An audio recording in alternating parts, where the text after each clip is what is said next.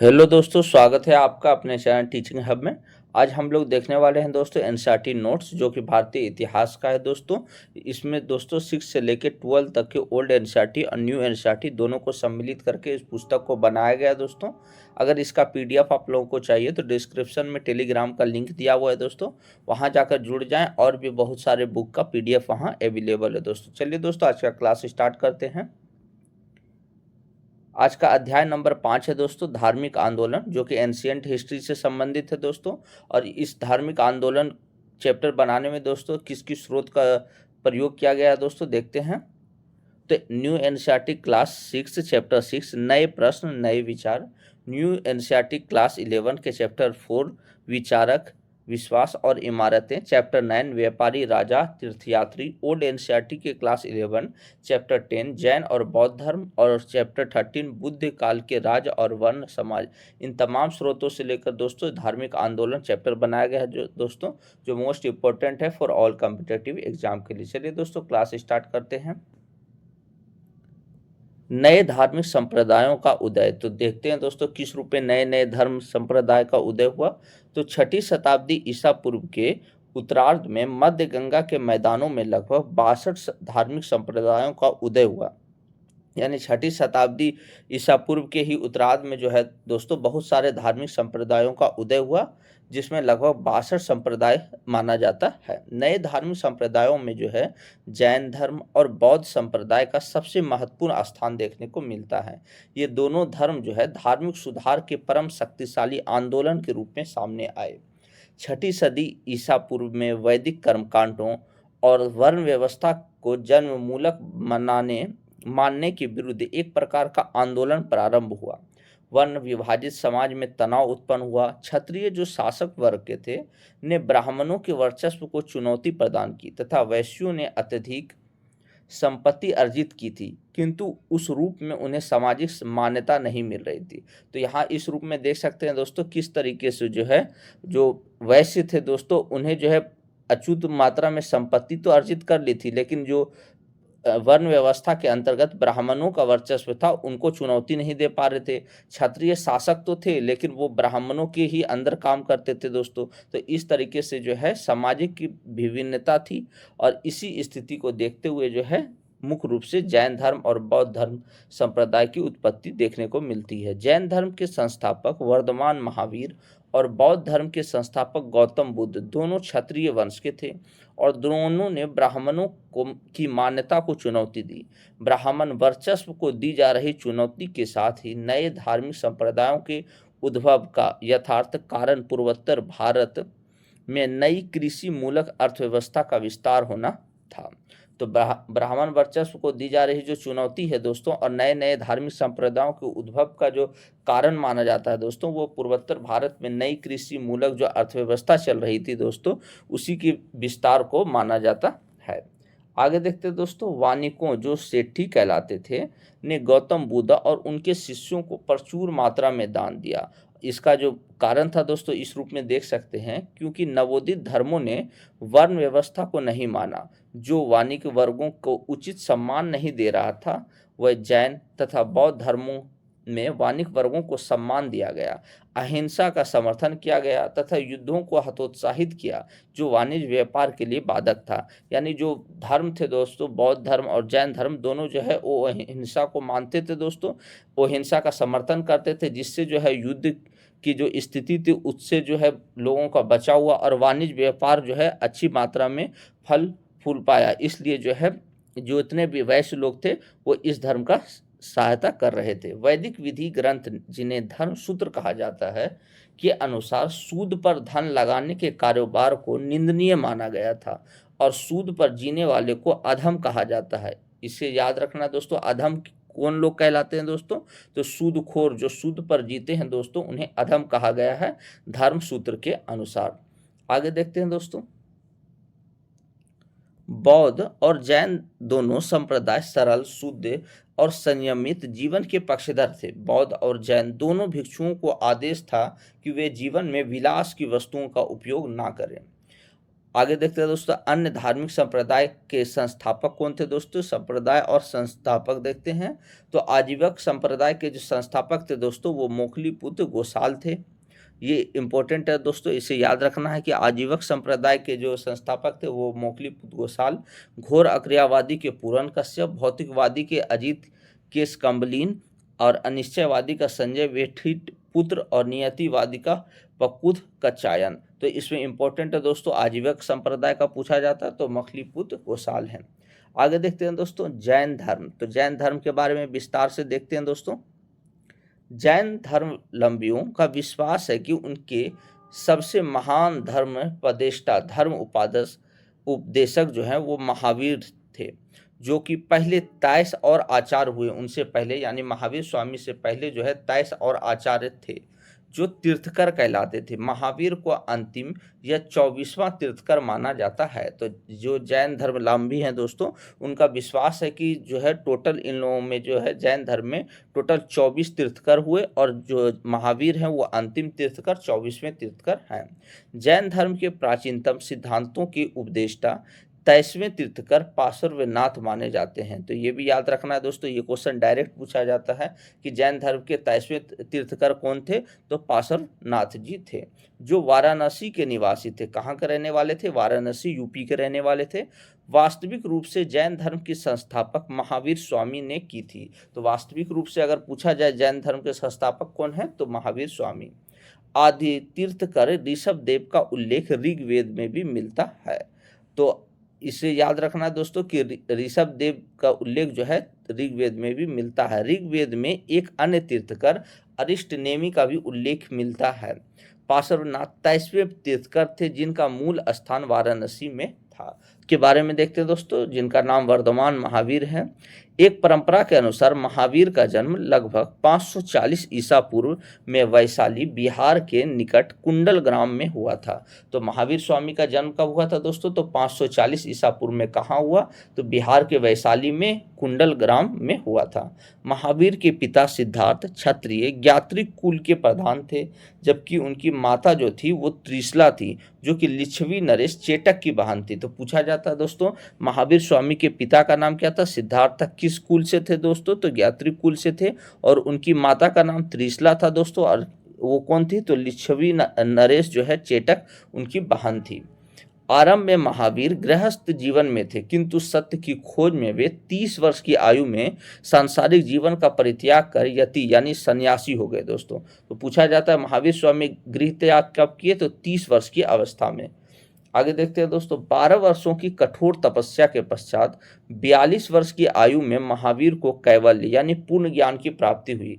Caval की प्राप्ति के बाद वे कैवलीन कहलाए। तो महावीर स्वामी 30 साल की उम्र में जो है अपना घर छोड़ दिए दोस्तों, और फिर 12 साल घोर तपस्या किए दोस्तों। उसके बाद जो है उन्हें पूर्ण ज्ञान की प्राप्ति हुई, यानी टोटल 42 वर्ष की अवस्था में उन्हें कैवल्य प्राप्त हुआ। कैवल्य द्वारा महावीर ने सुख दुख पर विजय प्राप्त की।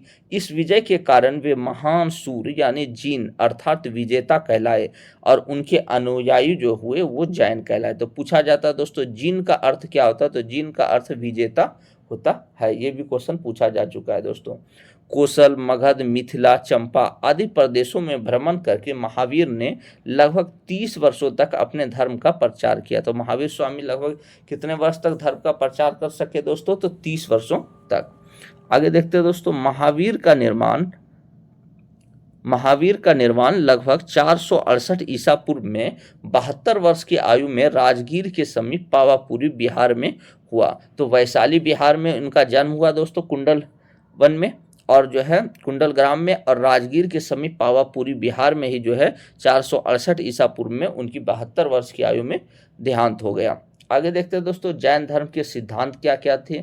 जैन धर्म के 5 सिद्धांत थे दोस्तों, अहिंसा, अमरीसा, अचौय, अपरिग्रह और ब्रह्मचार्य। अहिंसा यानी हिंसा ना करना दोस्तों, अमरीसा यानी झूठ ना बोलना, अचय यानी चोरी ना करना, अपरिग्रह यानी संपत्ति अर्जित ना करना, और ब्रह्मचार्य यानी इंद्रिय निग्रह करना, यानी इंद्रियों पर अपने निगरानी रखना दोस्तों। पांचों व्रतों में 4 वर्ष पहले से ही स्थापित थे। महावीर ने इनमें केवल 5वां व्रत यानी ब्रह्मचार्य जोड़ा। इन्हें सम्मिलित रूप से अनुव्रत कहा गया है। यानी जब ये पांचों व्रत जुड़ गए दोस्तों तो उन्हें अनुव्रत कहा जाता है। जैन धर्म में अहिंसा या किसी भी प्राणी को ना सताने के व्रत को सबसे अधिक महत्व दिया गया है। यानी जैन धर्म जो है अहिंसा को सर्वोपरि मानते हैं। महावीर के पूर्व तीर्थकर जो पार्श्वनाथ थे, उन्होंने अपने अनुयायियों को निचले और ऊपरी अंगों के वस्त्र से ढकने की अनुमति दी थी, परंतु महावीर ने वस्त्र को सर्वथा त्याग करने का आदेश दे दिया। तो सर्वथा निर्वस्त्र रहने का आदेश किनके द्वारा दिया गया दोस्तों जैन धर्म में? तो महावीर स्वामी के द्वारा दिया गया। जबकि पार्श्वनाथ जो इनसे पहले थे दोस्तों, तेईसवें तीर्थकर, उन्होंने जो है निचले और ऊपरी अंग को वस्त्र से ढकने की अनुमति दी थी। वस्त्र धारण के विषय पर जैन धर्म 2 संप्रदायों में बटा हुआ है दोस्तों।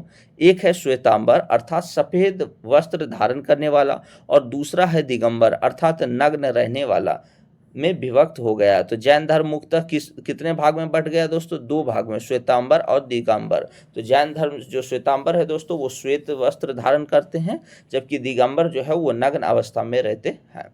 आगे देखते हैं दोस्तों, जैन धर्म में देवताओं का अस्तित्व स्वीकार किया गया है। ये मोस्ट इंपॉर्टेंट है दोस्तों।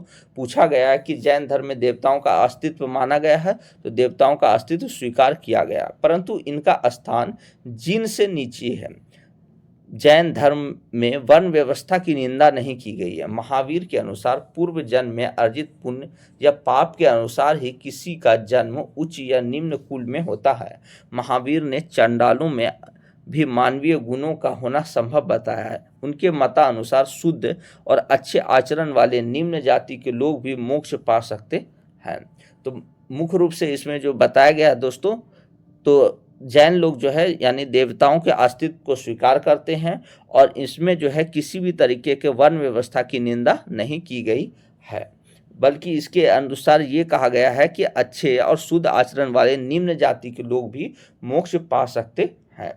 आगे देखते हैं दोस्तों, जैन मत के अनुसार मोक्ष पाने के लिए कर्मकांडीय अनुष्ठान की आवश्यकता नहीं है। ये सम्यक ज्ञान, सम्यक ध्यान और सम्यक आचरण से प्राप्त किया जा सकता है। ये तीनों जैन धर्म के त्रिरत्न अर्थात 3 जौहर माने जाते हैं।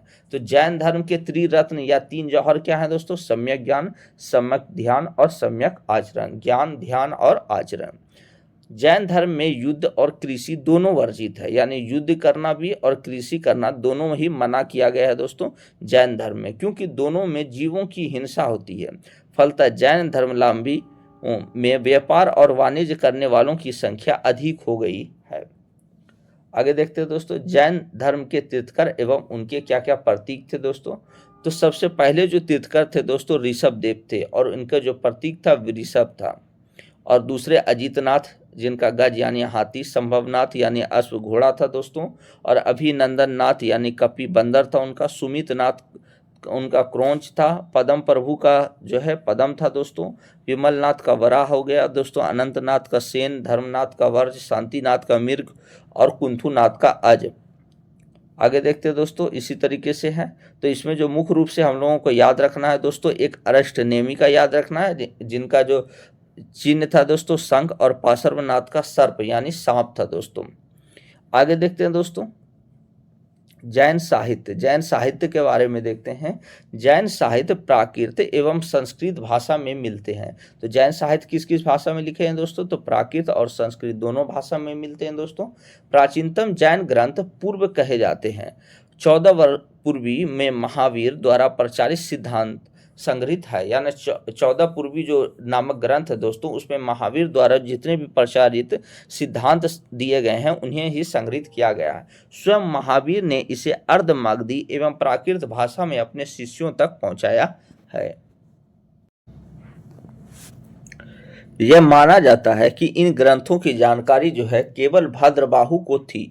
जब भद्रबाहु दक्षिण की ओर चले गए तो स्थलबाहु के नेतृत्व में एक सभा आयोजित की गई। इस सभा में 14 पूर्वी का स्थान 12 अंगों ने ले लिया। तो 14 पूर्वी जो ग्रंथ था दोस्तों, ये संग्रहित किसके द्वारा किया गया दोस्तों? तो महावीर स्वामी के द्वारा संग्रहित किया गया था। लेकिन भद्रबाहु और स्थलबाहु 2 प्रमुख संत थे दोस्तों। जब भद्रबाहु दक्षिण की ओर चले गए अकाल पड़ने पर दोस्तों तो उस स्थिति में स्थलभाउ के नेतृत्व में एक सभा आयोजित की गई और 14 पूर्वी के स्थान पर 12 अंगों ने ले ली दोस्तों।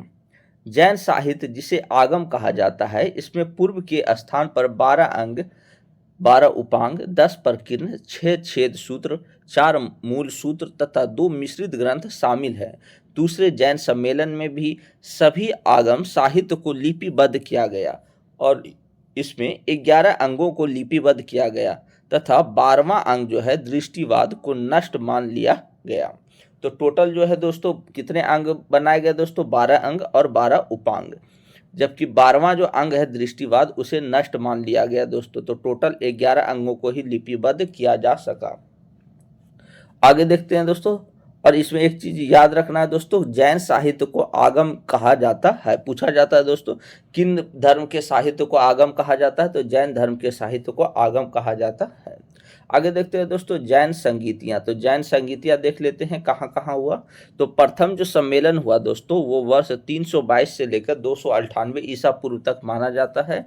पाटलिपुत्र में हुआ दोस्तों, और इसके अध्यक्ष जो थे स्थूलभद्र थे, और इसी में जो है 12 अंगों का संकलन हुआ। 14 पूर्वी के स्थान पर 12 अंगों का संकलन कब हुआ दोस्तों? तो प्रथम सम्मेलन में हुआ। द्वितीय जैन समिति जो है संगीति हुई वो 512 ईस्वी में हुई, वल्लभी में हुई दोस्तों, और इसके अध्यक्ष जो थे देवार्धीश क्षमा शर्मन थे, और कुल 11 अंगों को लिपिबद्ध किया गया दोस्तों इसमें। आगे देखते हैं दोस्तों जैन धर्म का प्रसार किस रूप में हुआ। जैन धर्म के उपदेश के प्रचार प्रसार के लिए महावीर ने अपने अनुयायियों का संघ बनाया, जिसमें स्त्री और पुरुष दोनों को स्थान मिला। महावीर के अनुयायियों की संख्या लगभग 14,000 बताई गई। कर्नाटक में जैन धर्म का प्रचार मौर्य शासक चंद्रगुप्त मौर्य, जो कि शासन उनका 322 से 298 ईस्वी पूर्व था दोस्तों, ने किया। अनेक जैन बाहुभद्र के नेतृत्व में प्राण बचाने के लिए दक्षिण भारत चले गए। शेष जैन स्थलभायु के नेतृत्व में मगध में ही रह गए। तो जब कहना कर्नाटक में जो है दोस्तों चंद्रगुप्त मौर्य के समय ही जो है अकाल पड़ गया दोस्तों नॉर्थ इंडिया में, तो उस समय जो है बहुत सारे जो है जैन लोग जो है बाहुभद्र के नेतृत्व में प्राण बचाने के लिए दक्षिण चले गए दोस्तों, और कुछ जैन जो है वो स्थलभायु के नेतृत्व में मगध में ही रह गए। जैन धर्म के मुख्य उपदेशों को संकलित करने के लिए पाटलिपुत्र यानी आधुनिक रूप से जो पटना है दोस्तों में एक परिषद का आयोजन हुआ, और पाटलिपुत्र में परिषद का जो आयोजन है दोस्तों उसके पश्चात दक्षिण जैन दिगंबर कहलाए और मगध के जैन श्वेतांबर कहलाए दोस्तों। कलिंग या उड़ीसा में जैन धर्म का प्रचार ईसा पूर्व 4वीं सदी में हुआ, और ईसा पूर्व 1ली सदी में इसे आंध्र और मगध के राजाओं को पराजित करने वाले कलिंग नरेश खारवेल का संरक्षण मिला दोस्तों जैन धर्म को। तो मुख्य रूप में याद रखना दोस्तों, जो भी दक्षिण की ओर चले गए दोस्तों वो दिगंबर कहलाए दोस्तों, और जो मगध में जो है स्थलभाउ के नेतृत्व में रुक गए दोस्तों वो श्वेतांबर कहलाए।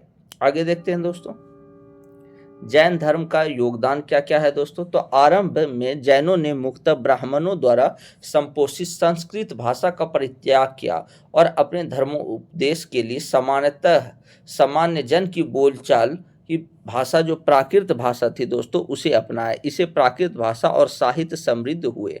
तो मोस्ट इम्पोर्टेंट है दोस्तों जैन धर्म लोगों ने किस भाषा का ज़्यादा यूज किया दोस्तों? तो प्राकृत भाषा का यूज किया। प्राकृत भाषा से कई क्षेत्रीय भाषाएं विकसित हुई। इनमें विशेष उल्लेखनीय जो है वो सौरसेनी, जिससे मराठी भाषा उत्पन्न हुई।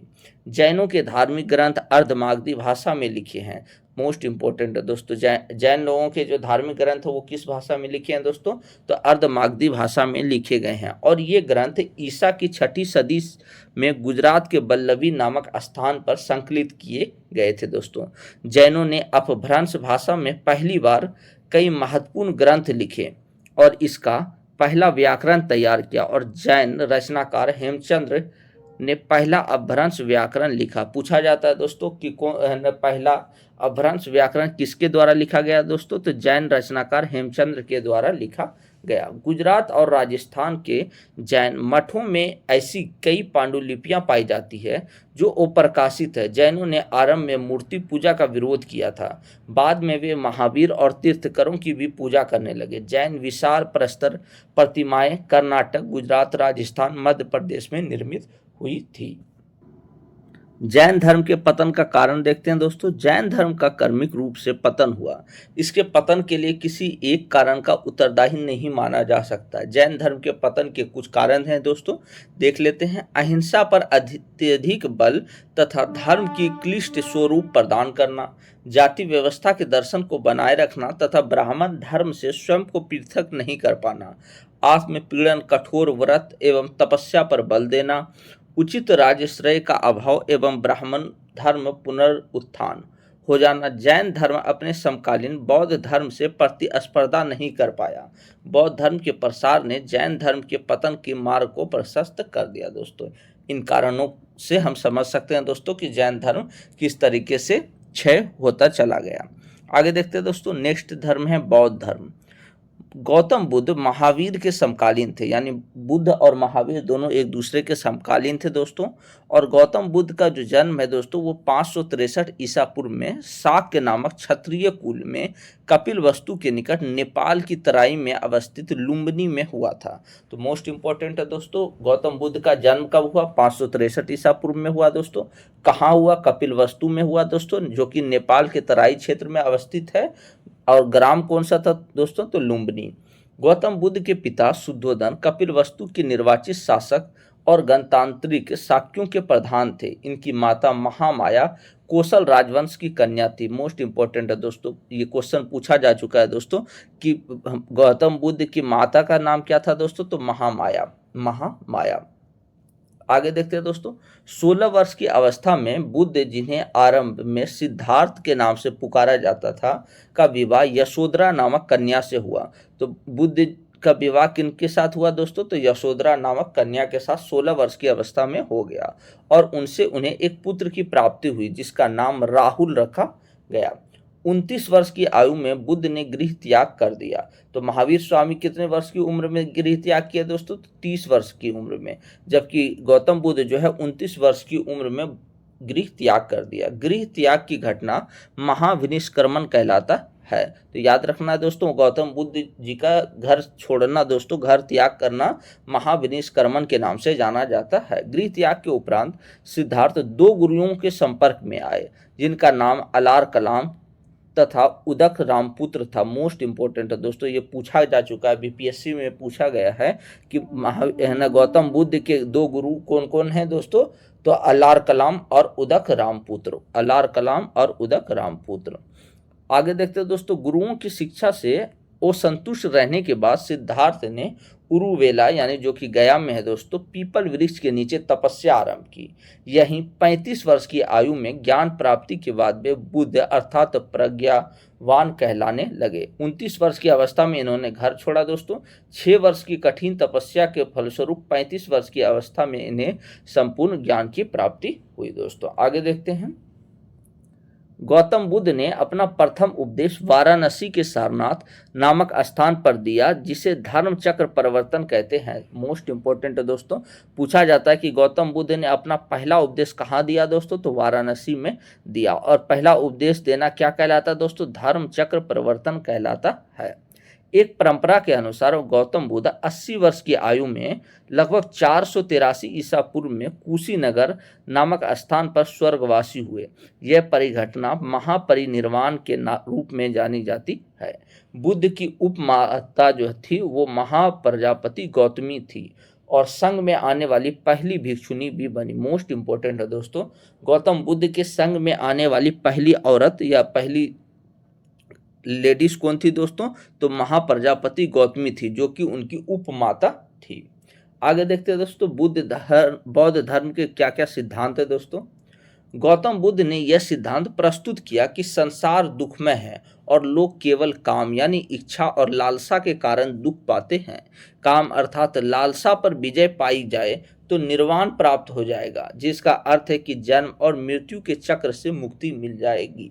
बौद्ध धर्म का आधारभूत सिद्धांत आर्य सत्य कहलाता है। इसके अनुसार 4 आर्य सत्य है। मोस्ट इंपोर्टेंट है दोस्तों, पूछा जाता है आर्य सत्य किस धर्म से रिलेटेड है दोस्तों, तो बौद्ध धर्म से रिलेटेड है। पहला है दोस्तों दुख है, अर्थात संसार दुखों से भरा है। दूसरा सत्य आर्य सत्य दोस्तों दुख समुदाय, यानी दुख का कारण इच्छा और लालसा इत्यादि को माना गया है। दुख निरोध, दुखों को समाप्त किया जा सकता है दोस्तों। और चौथा है दुख निरोध गामिनी प्रतिपदा, इसे समाप्त करने के लिए उपाय और अष्टांगिक मार्ग को अपनाना चाहिए। आगे देखते हैं दोस्तों, गौतम बुद्ध ने दुख की निवृत्ति के लिए अष्टांगिक मार्ग यानी अष्टविध साधन बताया है। यानी दुर्ग की निवृत्ति के लिए क्या क्या किया जा सकता है दोस्तों, तो अष्टांगिक मार्ग को ईसा पूर्व 3री सदी के आसपास एक ग्रंथ में बुद्ध को का बताया हुआ है। अष्टांगिक मार्ग में 8 साधन है दोस्तों, सम्यक दृष्टि, सम्यक संकल्प, सम्यक वाक, सम्यक कर्मांत, सम्यक आजीव, सम्यक व्यायाम, सम्यक स्मृति और सम्यक समाधि। बौद्ध धर्म के आचार संहिता का मुख्य नियम कुछ है दोस्तों, उनके नियम को देखते हैं। पराये धन का लोभ ना करना दोस्तों, हिंसा नहीं करना, झूठ नहीं बोलना दोस्तों, और नशे का सेवन ना करना, जब और दुराचार से दूर रहना दोस्तों। बौद्ध दर्शन के अनुसार विश्व औन्नित्य है और लगातार बदल रहा है। यह आत्मविहीन है क्योंकि यहाँ कुछ भी अस्थायी या शाश्वत नहीं है। बुद्ध का अंतिम उपदेश था कि तुम सब अपने लिए स्वयं ही ज्योति बनो, क्योंकि तुम्हें स्वयं ही अपनी मुक्ति का रास्ता ढूंढना है। तो पूछा जाता है दोस्तों बुद्ध का अंतिम उपदेश क्या था, तो इसे याद रखना है कि तुम सब अपने लिए स्वयं ही ज्योति बनो, और क्योंकि तुम्हें स्वयं ही अपनी मुक्ति का रास्ता ढूंढना है। आगे देखते हैं दोस्तों, प्रतीत्य, समुत्पाद तथा क्षण भंगुरवाद बौद्ध दर्शन के मूल तत्व। मोस्ट इंपोर्टेंट है दोस्तों, पूछा गया है प्रतीत्य समुत्पाद किस दर्शन से संबंधित है दोस्तों, तो बौद्ध दर्शन से। और क्षण भंगुरवाद भी जो है किससे संबंधित है दोस्तों, वो बौद्ध दर्शन से ही संबंधित है। बुद्ध ने अत्यधिक सुखपूर्वक जीवन तथा अत्यधिक पीड़ा दोनों को वर्जित कर मध्यम मार्ग अपनाने पर बल दिए। मोस्ट इंपोर्टेंट है दोस्तों, मध्यम मार्ग का सिद्धांत के बारे में किसने बताया दोस्तों, तो बुद्ध के द्वारा बताया गया। मध्यम मार्ग का सिद्धांत किसके द्वारा बताया गया, तो बुद्ध के द्वारा। महात्मा बुद्ध ने पुनर्जन्म को नहीं माना। मोस्ट इंपोर्टेंट है दोस्तों, पुनर्जन्म को कौन सा धर्म नहीं मानता है दोस्तों, तो वो बौद्ध धर्म नहीं मानता है। बौद्ध धर्म ने क्षणिकवाद के सिद्धांत को स्वीकार किया। क्षणिकवाद के अनुसार विश्व की प्रत्येक वस्तु का अस्तित्व क्षणिक है। मोस्ट इंपोर्टेंट है दोस्तों, ये क्वेश्चन पूछा जा चुका है। क्षणिकवाद का सिद्धांत किस धर्म से संबंधित है, तो वो बौद्ध धर्म से संबंधित है। आगे देखते हैं दोस्तों, बौद्ध संगतियां। मोस्ट इंपोर्टेंट है दोस्तों, ये बहुत बार पूछा जा चुका है। बौद्ध संगति, तो प्रथम बौद्ध संगति 483 ईसा पूर्व में हुआ दोस्तों। द्वितीय बौद्ध संगति 383 ईसा पूर्व, तृतीय बौद्ध संगति 250 ईसा पूर्व, और चतुर्थ बौद्ध संगति प्रथम सदी में हुई। तो इसे इस तरीके से याद कर सकते हैं दोस्तों, प्रथम 483, द्वितीय 383, और तृतीय जो है 250, और प्रथम जो है चतुर्थ जो है प्रथम सदी में हुई। तो प्रथम जो स्थान है दोस्तों वो संगति का वो राजगृह में, दूसरा वैशाली, तीसरा पाटलिपुत्र और चौथा कुंडलवन कश्मीर में हुआ दोस्तों। पहले शासक अजातशत्रु, फिर काला अशोक, फिर अशोक और कनिष्क। तो इसे ऐसे याद रख सकते हैं दोस्तों, ओ को यानी अजातशत्रु, कालाशोक, अशोक और कनिष्क, इस तरीके से हम लोग याद रख सकते हैं। और इसके अध्यक्ष इंपॉर्टेंट है दोस्तों, प्रथम अध्यक्ष कौन थे दोस्तों, तो महाकश्यप, और द्वितीय बौद्ध संगति के सपकामिनी, और तृतीय बौद्ध संगति के दोस्तों मोगलीपुत्र तिस्य थे, और चौथे बौद्ध संगति के वसुमित्र थे। ये तमाम चीजों को याद रखना है दोस्तों। आगे देखते हैं दोस्तों, बौद्ध धर्म के 10 सील क्या क्या हैं दोस्तों। तो बौद्ध धर्म में भिक्षुओं के लिए 10 सील का अनुसरण अनिवार्य है, जिसमें प्रथम 5 सील भिक्षुओं के उपासकों के लिए समान रूप से अनिवार्य है। ये 10 सील क्या क्या है दोस्तों, तो दूसरे की धन की इच्छा ना करना, यानी दूसरों की धन संपत्ति पर इच्छा ना लाना दोस्तों। वो सत्य नहीं बोलना, यानी झूठ नहीं बोलना दोस्तों। हिंसा से दूर रहना, यानी लड़ाई झगड़े से दूर रहना है दोस्तों। मादक द्रव्यों का सेवन नहीं करना, यानी नशीली चीज़ों का सेवन नहीं करना। व्यभिचार नहीं करना, यानी किसी के साथ दुर्व्यवहार से बातचीत नहीं करना चाहिए दोस्तों। आगे देखते हैं दोस्तों, संगीत एवं नृत्य में भाग नहीं लेना, यानी संगीत वगैरह से दूर रहने के लिए बोला गया दोस्तों। और सुगंधित द्रव्यों का उपयोग नहीं करना, उस समय भोजन नहीं करना, सुखप्रद बिस्तर पर नहीं सोना तथा किसी प्रकार के द्रव्य का संचय नहीं करना। आगे देखते हैं दोस्तों, ये 10 सील थे दोस्तों बौद्ध धर्म से संबंधित। हीनयान एवं महायान में क्या अंतर है दोस्तों? तो बौद्ध धर्म जो है मुख्य रूप से हीनयान और महायान में बढ़ गया दोस्तों, जबकि जैन धर्म हम लोगों ने श्वेतांबर और दिगंबर में बढ़ते हुए देखा। आगे देखते हैं दोस्तों, हीनयान और महायान में क्या डिफरेंस है दोस्तों? तो हीनयान लोग मानते हैं कि बुद्ध एक महापुरुष है, जबकि महायान शाखा के लोग मानते हैं कि बुद्ध एक देवता है। व्यक्तिवाद धर्म सभी को अपने प्रयत्नों से मोक्ष प्राप्त करना चाहिए, जबकि महायान लोग मानते हैं दोस्तों पर सेवा तथा परोपकार पर बल, उद्देश्य समस्त मानव जाति का कल्याण है। मूर्ति पूजा एवं भक्ति में विश्वास नहीं करते। कौन दोस्तों? तो हीनयान लोग जो है वो मूर्ति पूजा और भक्ति में विश्वास नहीं करते, जबकि महायान शाखा के लोग मूर्ति पूजा का विधान मोक्ष के लिए बुद्ध की कृपा आवश्यक मानते हैं। आगे दोस्तों, साधना पद्धति अत्यंत कठोर, भिक्षु जीवन का पक्षधर है दोस्तों, जबकि महायान शाखा में सिद्धांत सरल एवं सुलभ है, भिक्षुओं तथा उपासकों को भी महत्व है। आगे देखते हैं दोस्तों, आदर्श अरहत पद को प्राप्त करना है दोस्तों, जबकि आदर्श बोधिसत्व को प्राप्त करना है। तो हीनयान में दोस्तों आदर्श जो इसका है वो अरहत पद प्राप्त करना है दोस्तों, और आदर्श जो है इसका महायान में ये बोधिसत्व को प्राप्त करना है। साहित्य पाली भाषा में रचित है दोस्तों हीनयान के, जबकि महायान का संस्कृत भाषा में रचित है। आगे देखते हैं दोस्तों, बौद्ध साहित्य क्या क्या है। बुद्ध के किसी भी संभाषण को उनके जीवन काल में नहीं लिखा गया था। बुद्ध की मृत्यु के 5वीं-4वीं सदी ईसा पूर्व उनके शिष्यों ने ज्येष्ठों या अधिक वरिष्ठ शर्मनों की एक सभा वैशाली बिहार में बुलाई गई। वैशाली की सभा में बुद्ध की शिक्षाओं का संकलन किया गया। इन संग्रह को त्रिपिटक यानी भिन्न प्रकार के ग्रंथों को रखने के लिए 3 टोकरियां बनाई गई दोस्तों। कहा जाता है कि त्रिपिटक में शामिल विनय पिटक, सूत्र पिटक और अभिधम्य पिटक है। तो त्रिपिटक में कौन कौन से है दोस्तों? विनय पिटक, सूत्र पिटक और अभिधम्य पिटक है। त्रिपिटक को पहले मौखिक रूप से संप्रेषित किया जाता था, परंतु बाद में लिखकर विषय और लंबाई के अनुसार वर्गीकरण किया गया। आगे देखते हैं दोस्तों, विनय पिटक में संघ या बौद्ध मठों में रहने वाले लोगों के लिए नियमों का संग्रह था। मोस्ट इंपोर्टेंट है दोस्तों, पूछा जाता है बुद्ध धर्म से संबंधित नियमों का विवरण किसमें संग्रह किया गया है दोस्तों? तो विनय पिटक। विनय पिटक, तो विनय नो है दोस्तों, इसे याद रख सकते हैं दोस्तों, नियम यानी बौद्ध धर्म से संबंधित नियमों का संग्रह किसमें है? विनय पिटक में दोस्तों। और बुद्ध की शिक्षाएं सूत्र पिटक में संकलित है। तो न शिक्षा के बारे में अगर पूछा जाए दोस्तों तो सूत्र पिटक में है, जबकि दर्शन से जुड़े विषय अभिधम्य पिटक में आए हैं।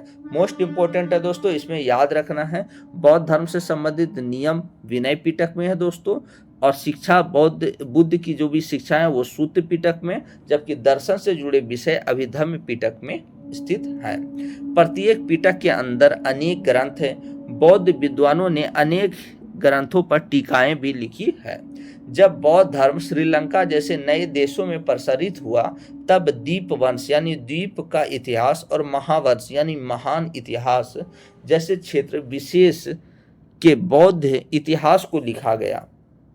जब बौद्ध धर्म पूर्व एशिया में प्रसारित हुआ, तब फासियन और स्वेन तसांग जैसे तीर्थयात्री बौद्ध ग्रंथों की खोज करने चीन से भारत आए दोस्तों।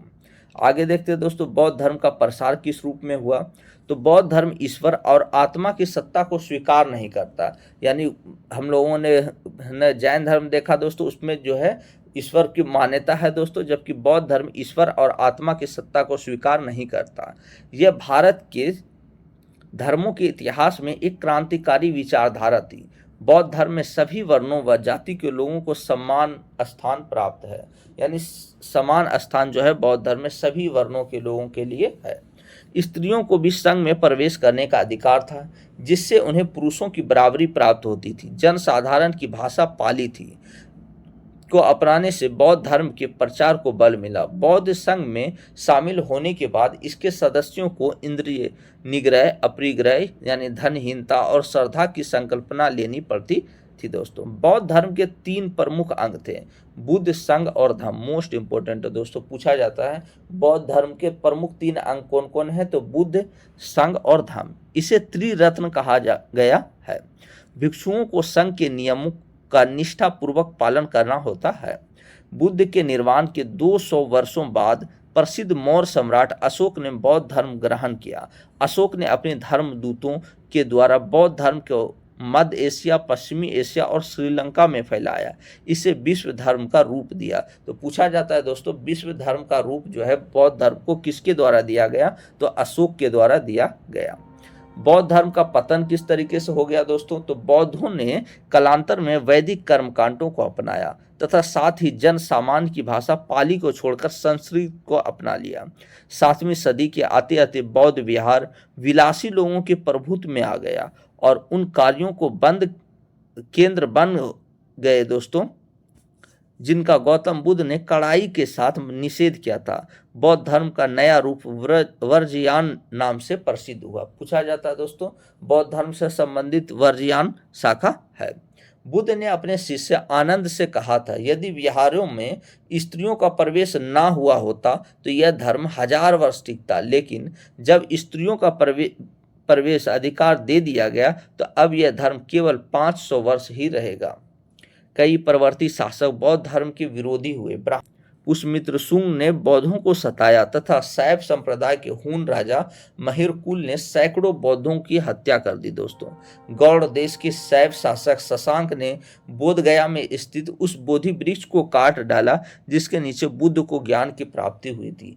चीनी यात्री ने लिखा है कि 1600 स्तूप और विहार तोड़े गए और हजारों भिक्षुओं और उपासकों को मार डाला गया दोस्तों। उस समय बौद्ध धर्म का क्या क्या प्रभाव पड़ा दोस्तों, संघ के कर्जदारों का प्रवेश वर्जित कर दिया गया। इससे महाजनों और धनवानों को लाभ हुआ। संघ ने दासों के प्रवेश निषेध का नियम बनाया जो दासों के स्वामियों के लिए लाभदायक था। बौद्ध धर्म ने स्त्रियों और शूद्रों के लिए अपने द्वार खोलकर समाज में गहरा प्रभाव स्थापित किया। बौद्ध धर्म ने अहिंसा और जीव मात्र के प्रति दया की भावना उत्पन्न कर देश में पशुधन की वृद्धि की दोस्तों। प्राचीनतम बौद्ध धर्म सुत्त निपात में गाय को अन्नदा, वन्नदा, सुखदा यानी भोजन रूपा और सुख देने वाली कहा गया है। आरंभिक पाली साहित्य को 3 कोटियों में बांटा गया दोस्तों। प्रथम कोटि में बुद्ध के वचन और उपदेश है दोस्तों, जबकि दूसरी कोटि में संघ के सदस्यों द्वारा पालनीय नियम के बारे में बताया गया है। तीसरी कोटि में धम्म के दार्शनिक विवेचना और ईसा की प्रथम 3 सदियों में पाली और संस्कृत को मिलाकर एक नई भाषा चलाई गई जिसे मिश्रित संस्कृत कहते हैं दोस्तों। आगे देखते हैं दोस्तों, बिहार में नालंदा और विक्रमशिला तथा गुजरात में वल्लभी महान बौद्ध विद्या केंद्र थे तथा बिहार के गया में और आंध्र प्रदेश के सांची और भरहूत में जो चित्रफलक यानी पैनल मिले हैं वो बौद्ध कला के उत्कृष्ट नमूने हैं। आगे देखते हैं दोस्तों, बौद्ध साहित्य के प्रमुख रचना और उनके रचनाकार देखते हैं दोस्तों। तो ललित विस्तार इसके रचनाकार अश्वघोष है। मिलिंद पन्हो नागसेन की रचना है दोस्तों। महावंश महानामा की रचना है। बुद्ध चरित्र अश्वघोष की रचना है, जबकि विशुद्ध मग जो है बुद्ध घोष की रचना है और माध्यमिक कारिका जो है वो नागार्जुन की रचना है।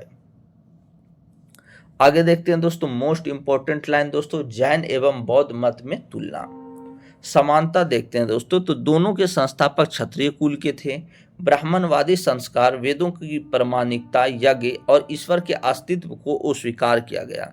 धर्म कर्म के पुनर्जन्म के सिद्धांत को स्वीकार किया गया दोस्तों। सामान्य जन भाषा में उपदेश दिया गया। जाति प्रथा तथा स्त्री पुरुष असमानता की निंदा की गई। शूद्रों एवं महिलाओं द्वारा मोक्ष प्राप्ति की संभावनाओं को क्या किया गया दोस्तों, स्वीकार किया गया और दोनों ने उपनिषदों की शिक्षाओं से प्रेरणा ली। अब दोनों संप्रदायों में असमानता देखते हैं दोस्तों। तो जैनियों ने साधारण जन को अपनी व्यवस्था में मुख्य स्थान दिया, जबकि बौद्ध संघ प्रणाली पर निर्भर रहे। बौद्धों के अनुसार निर्वाण इसी जीवन में संभव है, जबकि जैनियों के अनुसार निर्वाण शरीर मुक्ति के पश्चात ही संभव है। जैन धर्म आत्मा में विश्वास करता है, जबकि बौद्ध धर्म ओनात्मवादी है। जैन मत कर्म को एक भौतिक तत्व के रूप में मानता है, जबकि बौद्ध इच्छा से किए गए कार्य को ही कर्म कहता है। ये असमानता है दोस्तों दोनों संप्रदायों में। आगे देखते हैं दोस्तों, महात्मा बुद्ध ने मध्यम मार्ग का उपदेश दिया। वे मोक्ष के लिए कठोर साधना एवं कायाक्लेश में विश्वास नहीं करते थे। महावीर ने बुद्ध की अपेक्षा अहिंसा तथा अपरिग्रह पर अधिक बल दिया था। महात्मा बुद्ध ने जाति व्यवस्था जैसे सामाजिक कुरीतियों को प्रबल शब्दों में खंडन किया। महावीर के विचार सामाजिक विषयों में ब्राह्मण व्यवस्था से सामान्यता यानी साम्यता रखते थे। आगे देखते हैं दोस्तों, महत्वपूर्ण शब्दावली कुछ है दोस्तों। संत चरित्र, यह किसी संत या धार्मिक नेता की जीवनी है। संत चरित्र संत की उपलब्धियों के गुणगान करते हैं जो तथ्यात्मक रूप से पूरी तरह सही नहीं होते हैं। ये इसलिए महत्वपूर्ण है क्योंकि ये हमें उस परंपरा के अनुयायियों के विश्वासों के बारे में बताते हैं। दूसरा है दोस्तों थेरी गाथा। यह अनूठा बौद्ध ग्रंथ सुत्पिटक का भाग है दोस्तों, जिसमें भिक्षुनियों द्वारा रचित छंदों का संकलन किया गया है। इससे महिलाओं के सामाजिक और आध्यात्मिक अनुभवों के बारे में अंतर्दृष्टि मिलती है। आगे देखते हैं दोस्तों, चैत्य। चैत्य क्या है दोस्तों?